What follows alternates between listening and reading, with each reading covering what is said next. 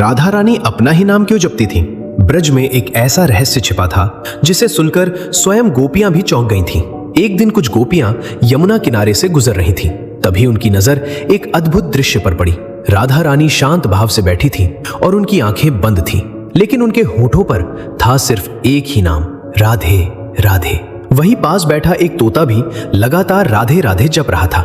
ये देखकर गोपियां हैरान रह गईं। एक गोपी बोली, ये कैसी भक्ति है?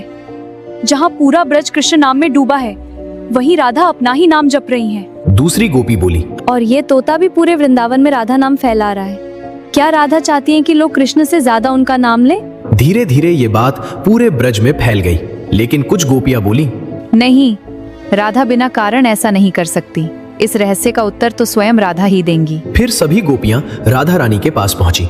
उन्होंने विनम्रता से पूछा, राधे, आपको तो श्री कृष्ण का नाम जपना चाहिए, फिर आप अपना ही नाम क्यों जपती हैं? ये सुनकर राधा रानी मुस्कुराई। उनकी आंखों में प्रेम के आंसू भर आए। फिर उन्होंने धीरे से कहा, सखियों, प्रेम की बात बहुत निराली होती है। सच्चे प्रेम में अपना सुख नहीं, सिर्फ प्रियतम का सुख देखा जाता है। मेरे श्याम को इस संसार में सबसे प्रिय यदि कुछ है तो वो है राधा नाम। जब भी कान्हा मेरे नाम को सुनते हैं, उनके हृदय में आनंद की लहर दौड़ जाती है। इतना कहकर राधा रानी ने उस तोते को अपने हाथ पर बैठाया और प्रेम से बोली, मैं इस तोते को राधे राधे इसलिए सिखा रही हूँ ताकि ये नाम पूरे ब्रह्मांड में गूंजे और जहाँ कहीं भी मेरे कान्हा हो, उनके होठों पर मुस्कान आ जाए। अगर मेरे श्याम के सुख के लिए पूरा संसार मुझे स्वार्थी भी समझे तो ये कलंक भी मुझे स्वीकार है। उसी दिन गोपियों को समझ आया कि राधा का प्रेम साधारण नहीं था।